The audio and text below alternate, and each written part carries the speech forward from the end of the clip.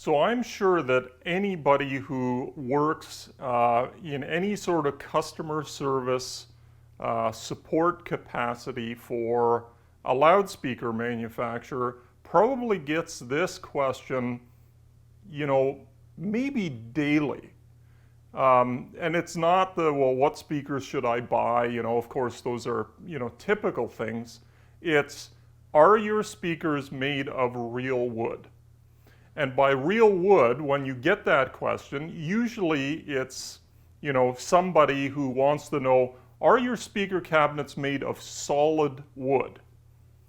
Now, in some cases, I know that, it's an error of, that audiophile, well, your speakers, if they're any good, have to be made from solid wood. Otherwise, you guys are just using some cheap material and there's nothing better than solid wood and gives the best tone and, whatever. I almost get into arguments with some people over that question occasionally.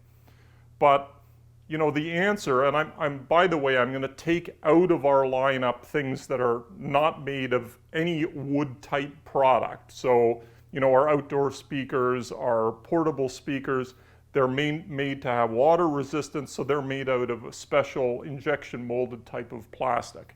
I'm talking about the bulk of the subwoofers, floor standing, bookshelf speakers, center channels that we build. And I'll say right now, none of them are made out of solid wood. And it's, while there are, some very good practical and manufacturing reasons, the main reason is actually performance and acoustics. So let me go into this for a second. So our loudspeakers and many, many loudspeaker companies use what is called MDF, which stands for medium density fiberboard. And I have a piece of it here, an offcut. And essentially what it is, some people say it's like compressed sawdust mixed with adhesive.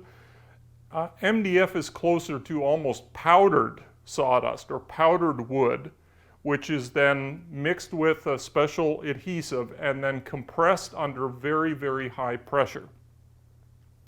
And you can also see, I hope you can see, that on both sides of this there is what looks like wood grain, both on the inside and the outside. And this is the wood finish, whatever species of wood that you pick, whether it's walnut, maple, oak, whatever. This is what you'll actually see. And yeah, it looks like real wood because it is real wood. It's a veneer. It's a thin layer covering that MDF material. Now, I mentioned, yes, there are some very practical reasons from a manufacturing standpoint why we use this MDF material. One is that the sheets are perfectly flat and perfectly smooth. And if you think about, you've probably seen, if you have wood flooring, different times of the year when there's more humidity or less, that they cup and warp a little. I mean, wood moves around, right? MDF is much, much more stable. It's much flatter, and it machines very well, which means that we can get consistent opening sizes and router depths and hold tolerances to 0.2 of a millimeter on machining, which means the cabinets will go together perfectly every single time. So yeah, you might say, okay, that's all well and good, but you could still make the speaker if you wanted to, let's go back to the naysayers. If you cared enough or you wanted to spend the money instead of cheaping out. Well, I mentioned that the main reason that we use MDF is performance and acoustics. Now, why is that?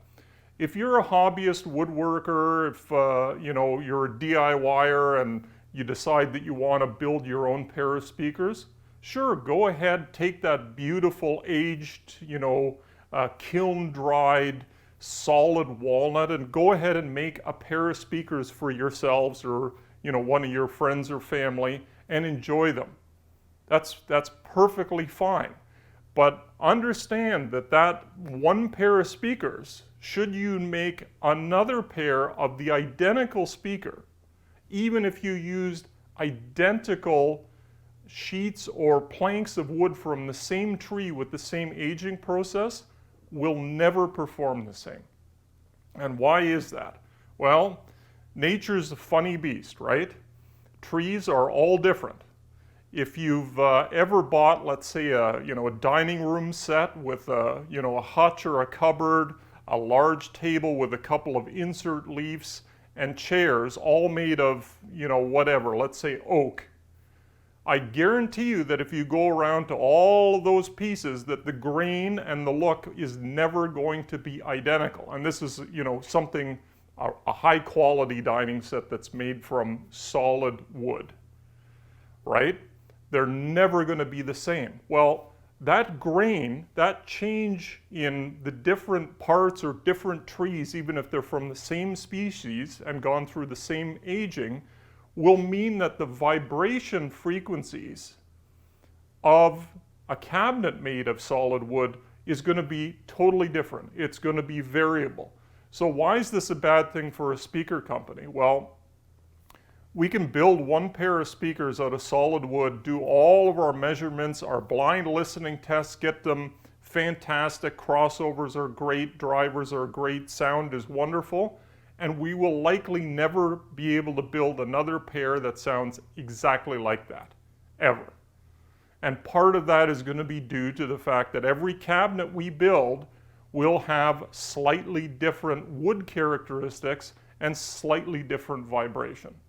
So the main reason that we use MDF is that it is incredibly consistent, unit to unit, speaker to speaker. And it also has a property called internal damping. It's internal damping quality. So how much it will resonate at certain frequencies and how quickly that vibration or resonance will disappear is very predictable and very good. And we can go through and look at panel sizes, top, sides, bottom, front, back, and we can look at the vibrational ranges, where those frequencies are, and we can add bracing if we want to, get rid of a large panel vibration that might become audible. But again, it comes down to consistency and audibility. And it's a beautiful tool that we can get that consistency every time we build another speaker.